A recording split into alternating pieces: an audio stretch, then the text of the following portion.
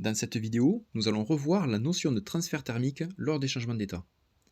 Comme tu le sais, la matière qui nous entoure peut se trouver sous trois états différents, solide, liquide et gazeux. Ces trois états sont modélisés de la façon suivante.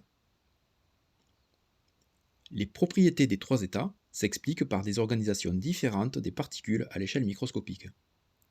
En effet, dans l'état solide, les particules sont très proches, liées et quasi immobiles, très peu libres de se déplacer.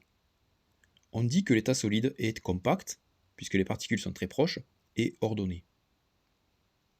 Dans l'état liquide, les particules sont proches, peu liées et en mouvement. L'état liquide est donc lui aussi compact, mais désordonné. Et enfin, dans l'état gazeux, les particules sont éloignées, très agitées et libres de se déplacer. L'état gazeux est donc désordonné et très dispersé. Ainsi, lorsque l'on passe de l'état solide à l'état liquide ou de l'état liquide à l'état gazeux, on voit que l'agitation des particules augmente, les liaisons entre les molécules sont de plus en plus faibles et le désordre augmente. Ces changements d'état nécessitent donc un apport d'énergie suffisant. En clair, plus les particules acquièrent de l'énergie, plus elles vont s'agiter et plus leur mouvement est désordonné, ce qui va provoquer, au-delà d'une certaine énergie emmagasinée, le changement d'état. Par conséquent, les transformations de la matière nécessitent un transfert d'énergie que l'on note ΔE. Ce transfert se fait du système vers l'extérieur, auquel cas ΔE est négatif, ou de l'extérieur vers le système, ΔE positif. Ainsi, chaque changement d'état met en jeu un échange d'énergie ou transfert thermique, pouvant être positif si c'est le système qui acquiert de l'énergie, le désordre va augmenter au niveau des particules, ou négatif si le système libère de l'énergie, le désordre diminue.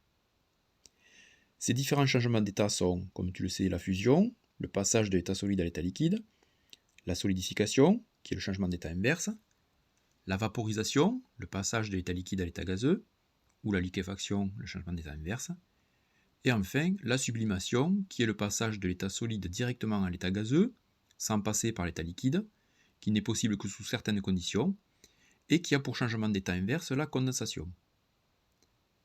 Par conséquent, si l'on passe d'un état à un autre de façon à ce que le désordre augmente au sein du système, il a fallu un apport d'énergie, le transfert thermique est donc positif, et une transformation physique qui nécessite un apport d'énergie est dite endothermique. L'énergie est absorbée par le système. A l'inverse, les changements d'état qui se font en libérant de l'énergie, qui est alors fournie au milieu extérieur, sont dites exothermiques, et ΔE est négatif. C'est le cas des changements d'état suivants, la solidification, la liquéfaction et la condensation. Dans toutes ces transformations, le système libère de l'énergie au profit du milieu extérieur, donc exothermique. Le désordre va diminuer et ΔE est négatif.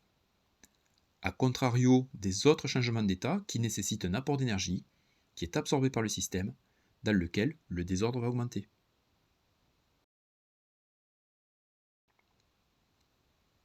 N'hésite pas à poser des questions ou à laisser un commentaire, j'y répondrai. Et si tu veux recevoir les prochaines vidéos, pense à t'abonner. À bientôt!